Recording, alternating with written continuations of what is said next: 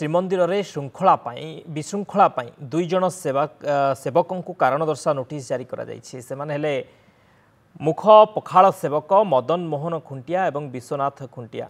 श्रीमंदिर आईन 21 क धारा अनुसार उभय विरोध में कहीं कार्यानुष्ठान ग्रहण करा न से नहीं संतोषजनक कैफियत रखा निर्देश रही।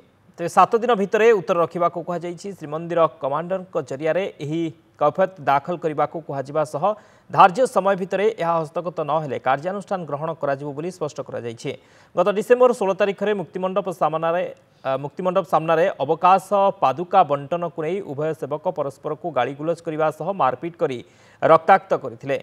यह घटना को नहीं श्रीमंदिर परिसर में से उपस्थित थिबा भक्त माने श्रृंखला नहीं संदेह प्रकाश करते। श्रीमंदिर गरिमा और मर्यादा क्षुण्ण होता तेणु कहीं कार्यानुष्ठान ग्रहण करा न से नहीं संतोषजनक कैफियत दाखल करने को नोटिस कहुई।